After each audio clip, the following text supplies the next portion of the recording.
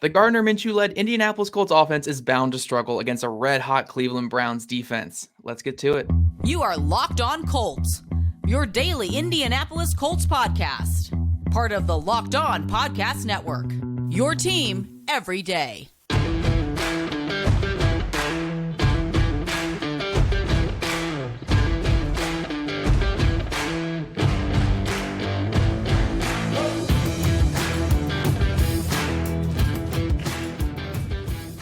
Thank you all for tuning in and making us your first listen of the day. This is your daily podcast covering your Indianapolis Colts, part of the Locked On Podcast Network, your team every day. This crossover Thursday episode is brought to you by PrizePicks, the easiest and most exciting way to play daily fantasy sports. Go to prizepicks.com/LockedOnNFL and use code all lowercase LockedOnNFL for a first deposit match up to $100. I am Zach Hicks, your guys' resident film nerd here over at Locked On Colts, working with horseshoehuddle.com. And I'm joined today by my buddy Jeff Lloyd over on Locked On Browns. Does a fantastic job covering that team coming off just a huge win this past week with the Browns versus the 49ers. So today we're going to talk about our thoughts on this upcoming matchup, the biggest local story for both teams, the biggest matchup in this game, and who we both think will come out on top. So Jeff, I'm going to kick it over to you when it comes to the biggest local story. I know you guys are kind of buzzing when it comes to this big, huge win that you guys had with your backup quarterback against one of the best teams in all of football. So what's the biggest local story for the Browns heading into this matchup with the Colts? Well, first things first, Browns fans, I've missed you. I told you guys, obviously a move and some Wi-Fi issues. We're temporarily relocated, but we are back to business. So we got the post-game show in, but it's just a crazy, game, obviously, in the way things went down. It was Browns' fifth game of the season, third starting quarterback through 5 games. You get a miraculous effort from your defense. Obviously, as hard as they played, they do get a little luck at the end, obviously, with the Moody field goal going to the right. Hey, anybody in the NFL is going to take it. Nobody's giving them back, of course. But over the last couple of days, obviously, it's just been the confidence level of this team, because the crucial part of this entire 5-game stretch for the Browns was the difficulty. And then things were going to ease up. You played your first 3 conference games against Cincinnati, Pittsburgh, and of course, Baltimore, Tennessee, and then, of course, San Francisco. The goal, obviously, was to have a winning record through 6 weeks, 5 games. The Browns have already had their bye. They've reached that point, obviously. At this point, we thought we were going to start talking about some rookie quarterbacks, certainly AFC South rookie quarterbacks. And unfortunately, for you guys with the Colts, Anthony Richardson, it's, over quickly. For the Houston Texans, the Browns will see them down the line, but these are starting to look like more and more winnable games. We had a good couple of days as far as, starting to feel better about ourselves. And then now the word comes in again. And it seems it's weird with Deshaun Watson, because every time somebody talks about Deshaun Watson's injury, it seems to get like another thing added to it. At first it was this, and then it was this. It was a bruise, then it was a contusion, then it was a rotator. And, maybe there's like a micro tear. And I got to be honest, I don't have the medical degree to talk to any people, intelligently enough about all of this. He did not practice today. And it's hard to believe if he didn't do anything today, all of a sudden he's going to be out on the field Thursday and Friday to the point where he's ready to go. But the Browns, and this is one thing that they've always done during the Stefanski and Barry regime, is they've been extremely cautious. Like, not many people go through a practice week without practicing and still play games. Is there still an outside chance he could play? Possibly. But I do think the way this team is playing right now, and obviously a significant loss just suffered yesterday by the Indianapolis Colts, which the Browns, who got their running game back on track last week, and now maybe it looks a little more favorable this week.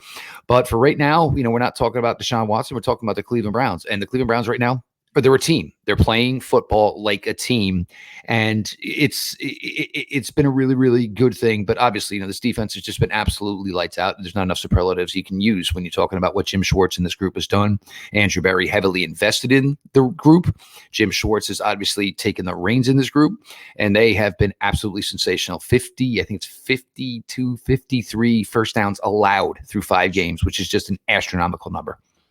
Yeah, and that's the biggest thing for me too, is talking about that Browns defense. Is the biggest local story right now for the Colts really is, can Gardner Minshew get back on track against just the best defense in football? I mean, right now the Cleveland Browns are the best defense in football. They have the best pass rusher in football. They have a really great secondary, and they have one of the best defensive play callers in Jim Schwartz, like you just mentioned there, Jeff. Now we're coming off a game with the Colts where they lost 37-20 in a big interdivisional rivalry with the Jacksonville Jaguars, and I think when you look at that final score, it looks like the Colts got just blown out, like it was not even this close of a game. And I'm not saying it was a close game by any means, but when you're watching this game, the Colts defense played well. Their offensive line, for the most part, was fine. Their pass catchers were fine.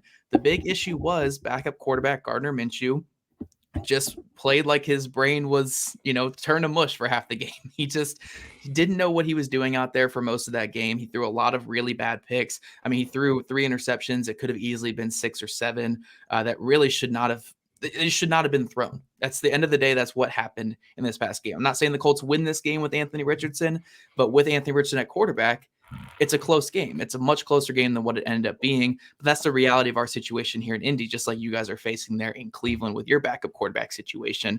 But getting to this game, we're talking about the biggest story. It's like, look, the Colts team played fairly well last week, but can Gardner Minshew get back to playing like Gardner Minshew of his career? I mean, Gardner Minshew in his career is a 2-to-1 touchdown interception guy. He's a guy who doesn't turn the ball over much, a guy who can manage the game and keep your offense on track. Will he be that guy this week against a really, really good Cleveland Browns defense? Or will he be Gardner Minshew of last week where, when in doubt, I'm going to throw it in quadruple coverage off my back foot and let defenses just feast on me here? Because if that quarterback comes out against the Cleveland Browns, the Colts might not score a point this week, because the Cleveland Browns defense, for as good as the Jacksonville Jaguars defense is, the Cleveland Browns defense is another step up from that.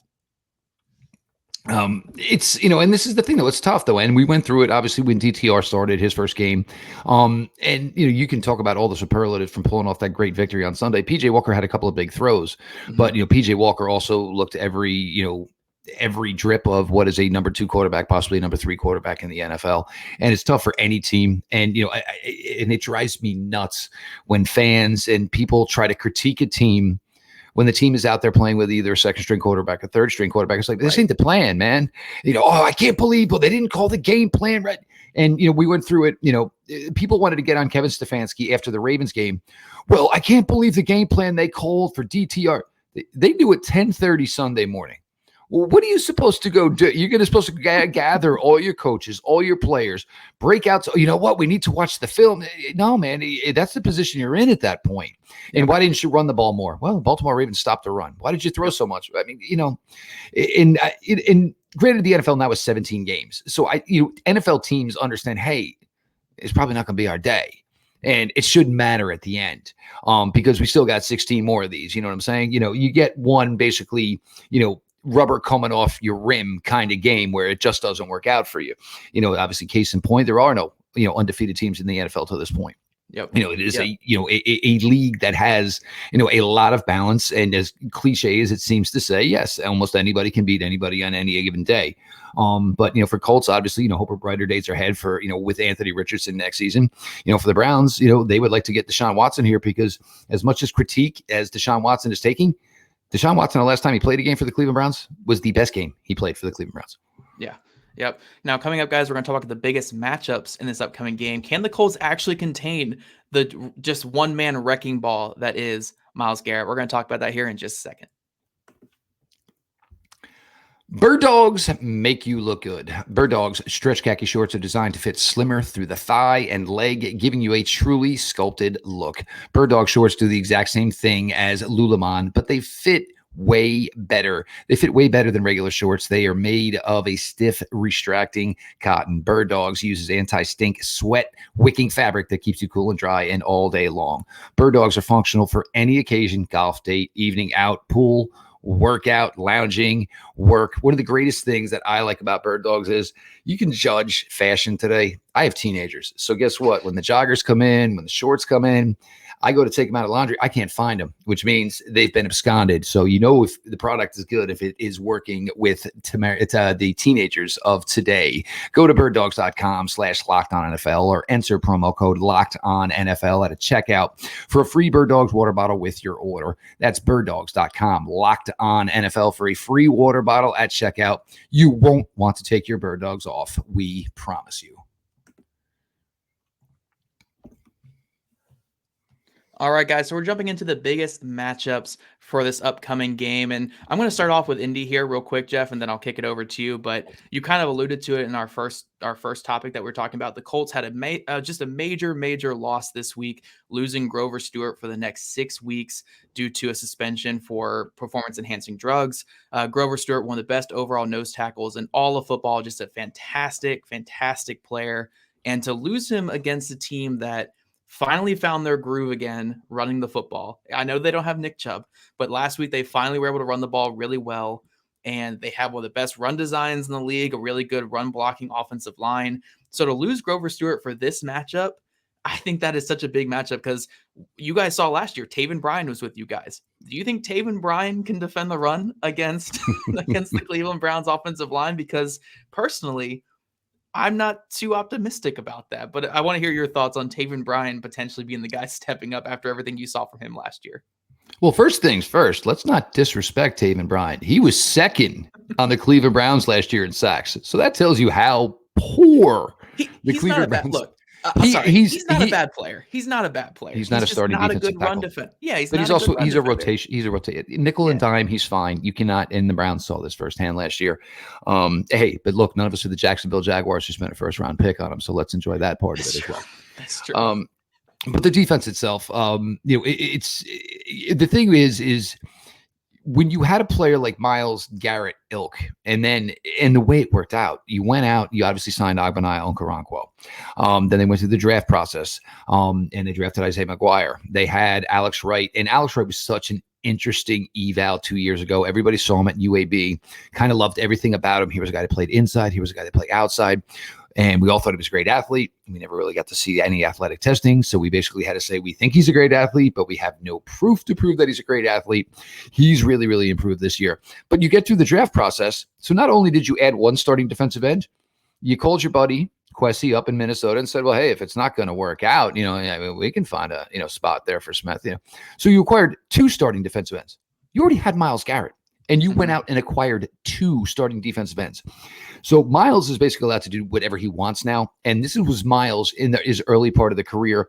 Greg Williams was really good with this. Like, well, why, and even Greg Williams, people laughed. I don't care if he learns any other moves. Why? Because his first move is that good. I don't care if he has a B or option or a C. But now, getting back to lining him up all over the place, you still go back to week one. Obviously, whatever he was doing, dribbling in, taking a guy one-on-one. Myles is just having fun now because he truly just gets to rely on his athleticism.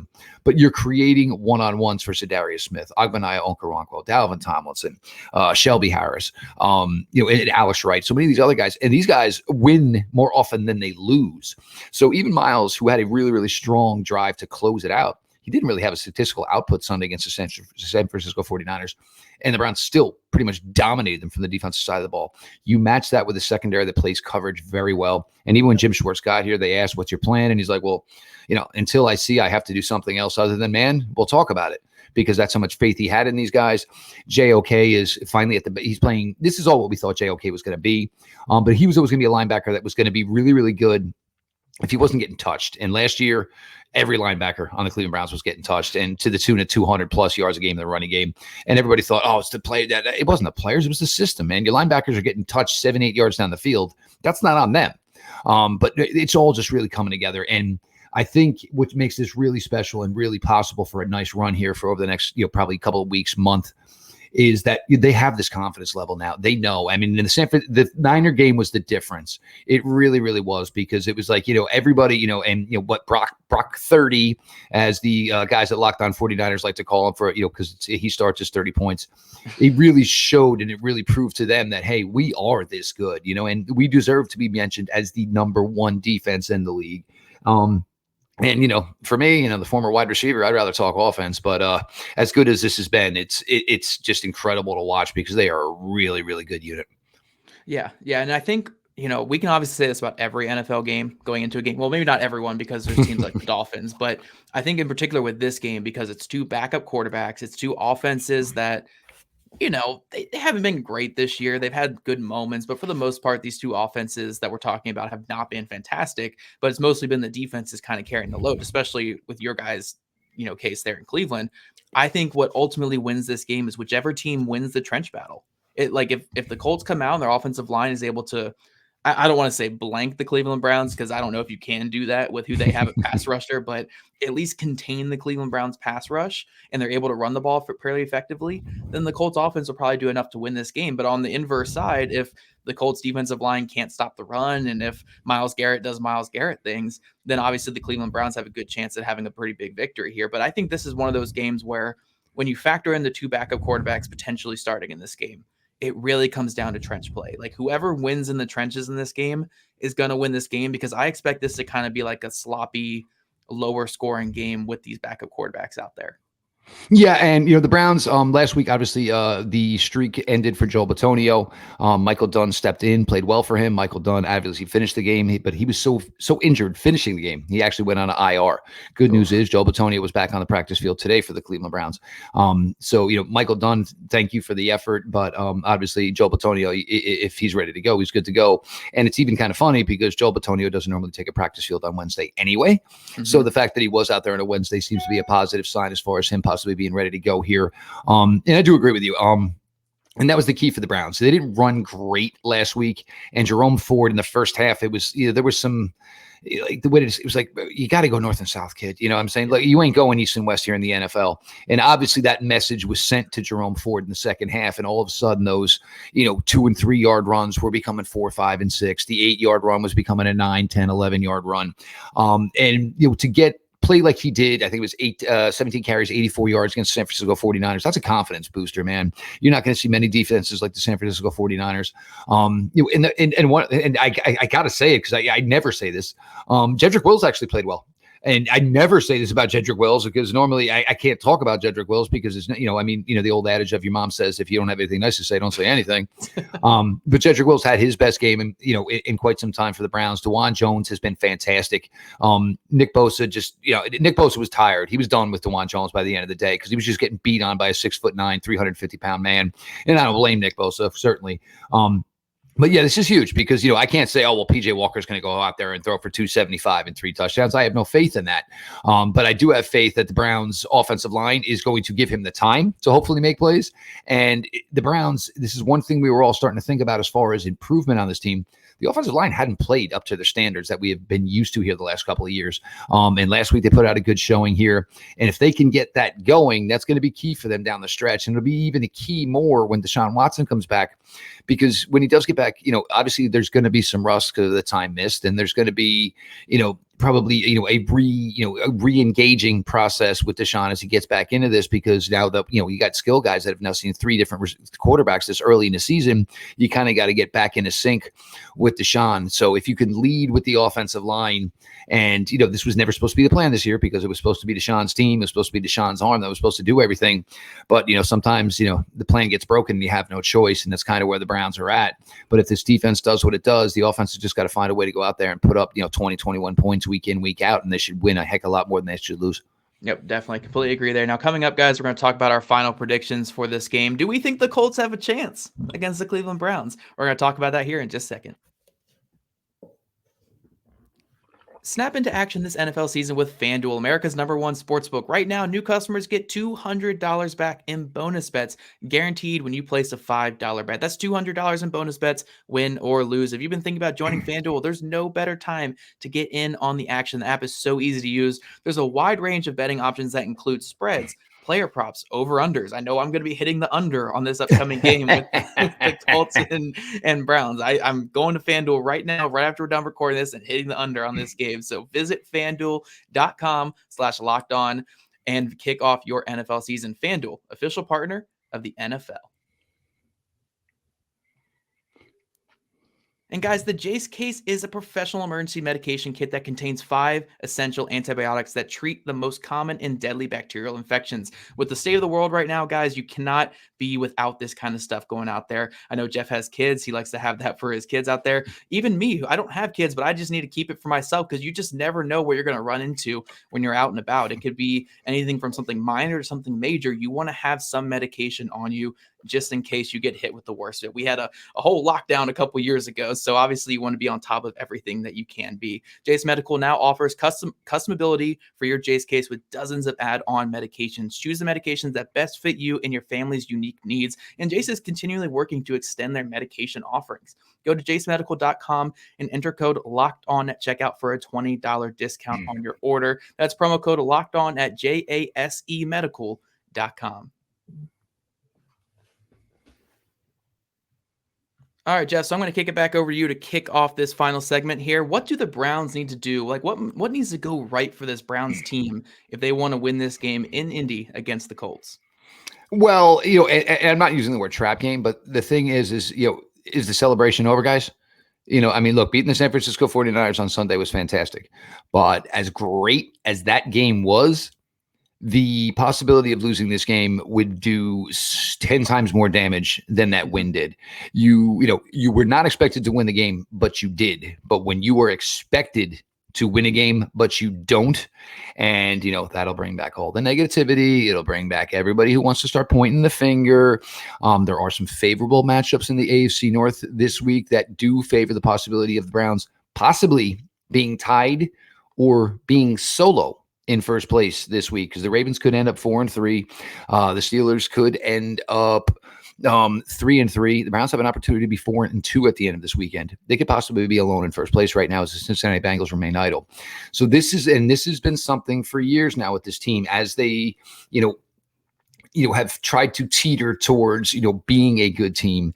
You got to rip them off in a row. And, when you have a win like you did last week, and you're going to come in here and, I guess we can't really call Gardner Minshew the backup quarterback anymore, because he's now the starting quarterback, obviously, from here on out. You are going to see a couple of decent running backs in Zach Moss, and obviously each week, Jonathan Taylor's getting more and more amped up, more and more involved in the Colts offense here. So you have to be ready for that. Granted, the Browns have been fantastic against the run this year. Very, very physical and things. I always love just the simplicity of it. Players on the edge, forcing the play inside. It goes back to any level of football. But for years, I saw so many guys take a toss, take a handoff, and just freely make their way outside, get to the numbers, and be able to light up this defense. And it's things that just don't happen here anymore. And it's probably all because, as much as they love Jim Schwartz, I think they're also scared to death of Jim Schwartz. As far as, hey, there's enough. And the thing is there's a legit threat, because the defensive roster is deep. So if you make a goof, there's plenty of guys, they don't have a problem throwing out there on the field and let somebody else go make the plays, So there is that fear of, hey, I'm not guaranteed anything. This team plays 5 defensive ends. This team has 4 defensive tackles. This team has 5 linebackers, all who can play. But so the key is to basically just go out there and be who you are. If most likely it's going to be PJ Walker. We don't need you to throw for 300 yards. Some timely big plays here and there, like they had to Amari Cooper last week, is fine. There were 2 big plays last week, screen plays to David Njoku that went for big yardage. Obviously, both were negated by penalties. One was about a 35-yard touchdown. The other one was about a 17-yard screen later in the game. Just execute what is there to be had. And the one thing that PJ Walker almost took everything away from the Browns last week is it's okay to run, or it's okay to throw the ball to your mom in the 17th row. You don't have to throw every pass. And there were a couple of balls PJ Walker threw last week that certainly had you cringing. But just go out there, and now you're a confident team. Play like a confident team. Yep. And I think the biggest thing with the Colts here is, the Browns want to play that way that you just said. They want to play like your confident team. For the Colts, make it ugly. Make it the ugliest game that has ever happened. Exactly what Cleveland did last week. Exactly. Make it as ugly as that Ravens win that the Colts had early in the season, where they had Gardner Minshew as their starting quarterback. They went to Baltimore and they beat Baltimore by making it this disgusting, ugly game. Don't turn the ball over on offense. Don't give them short fields. Don't give them easy touchdowns, because last week against the Jacksonville Jaguars, that's exactly what the Colts did. They kept giving the Jaguars short fields. They kept giving them easy opportunities to get points. And as a result, the Jaguars offense had 250 yards of offense, but 37 points. That's not because your defense was getting beat. It's because your offense was beating themselves. Now do that to the Cleveland Browns. If you want to beat the Cleveland Browns, who are coming on the road to your stadium, make it ugly. Don't turn the ball over. Make sure a majority of your offensive plays are at least going for positive yards. Don't beat yourself with big sacks or beat yourself with really bad turnovers. And then on defense, just keep them out of the end zone. If you're making PJ Walker have to go up and down the field on you on 15 play drives, He can't do that. He's just not that kind. He's a backup quarterback. If you keep taking away the deep ball, make him have to eat everything short and then make it tougher in the red zone for him, he's not that type of quarterback who's going to be precise and just kill you for a ton of points in the red zone. So don't give him anything easy. Don't give them, wide open leak plays or wide open screen plays or anything like that. Make every yard difficult, make everything ugly in this game, and make it so this ends up being a game of attrition, a game of field goals, a game of not turning the ball over, because that's your chance at beating the Cleveland Browns. You're not going to put up 50 points on them. You're not going to put up 40. You're not going to put up 30. You might not even put up 20 on the Cleveland Browns. But if you can hold them down to wherever you're going to end up with your offense in this game, then you have a chance at winning this one. So really for the Indianapolis Colts, it's, look, you're the underdog in this game. You're playing against a team that is red hot coming off their biggest win of the season. Make it ugly. Make it a game that their fans are disappointed in afterwards, saying like, oh my gosh, we committed this many penalties. We turned the ball over this many times. We couldn't get off the field here. Make it one of those games for the Cleveland Browns if you want to have the chance to win. And Jeff, I'm going to kick it back to you here. What's your final score prediction now that we've kind of talked out this big matchup between the Colts and Browns? If this game goes the way it should for the Cleveland Browns, you're probably talking, I would say something like, 23-13, somewhere in that range. And as far as ugly, so that would be 3 field goals for the Browns. That would obviously be, maybe 2 field goals for the Indianapolis Colts. Like 23-13 feels about right. I know there's a lot of Browns fans that think there's like, a 30 burger coming here, but like you were just saying, I have a hard time believing this team can drop 30 on anybody right now with PJ Walker being the quarterback. Right. And it's obviously just not really the way their offense is basically designed to do here. But 23-13, I think, could it be a little bit closer? Could it be a little bit, heftier? It would all depend, of course, on Minshew. It could all depend possibly on, PJ Walker, who makes, the least amount of mistakes. So that's certainly something to think about there. But, for me, I think at Browns, as long as they play like they're capable of, they should be able to shut down the Colts offense. And, I don't think, PJ Walker is going to play as reckless this week as he did last week. And granted, the Colts defense isn't necessarily a San Francisco 49ers defense either. Yeah. I think this is going to be an ugly one, like I mentioned, but I do think the Browns come out on top just because, again, when you have a defense like that, it covers up so many mistakes. It covers up so much. So even if the Browns offense turns the ball over a little bit more than the Colts offense does, when you have a defense that is so aggressive and so attacking like that one, it is just tough to move the ball on them. I think I'm going to go with 16-12, just an ugly score. A lot of field goals in this one. It's going to be a ton of field goals. The Colts probably knock through 4 55-plus yard field goals because that's what we do with Gardner Minshew at quarterback. Matt Gay just keeps kicking all these 50-yard field goals. Becomes Reggie Miller. Yeah, he does. Yeah, but I'm going to go 16-12 Cleveland in this one. I do think Indy just really exchanges blows with them for a majority of the game, but ultimately, again, the Browns just have a little bit more talent, especially on defense right now. But I do think it's going to be an ugly one. So you guys let us know in the comment section below. One sec, and just one thing. If anything were to happen, Minshew gets pulled, Minshew gets hurt, who's next in line? Oh, it's Sam Ehlinger, man. It's Sam Ehlinger. Okay. Slinging Sammy. Slinging Sammy. A little Texas, baby. Yep, exactly. Slinging Sammy might lead us to victory if it comes down to it. But every day, again, let us know in the comment section, who do you think wins this game? Do you think the Colts could win an ugly one, or is this going to be all Browns? You guys let us know in the comment section there. If you don't already, follow us on social medias at Locked On Colts, at Jake Arthur NFL, at Zach Hicks 2, and at Jeff LJ Lloyd over there for all your Cleveland coverage. Also, subscribe to us on YouTube, wherever you listen to your guys' podcasts. We'd love your guys' ratings, reviews, and we'll see you guys back here bright and early tomorrow morning.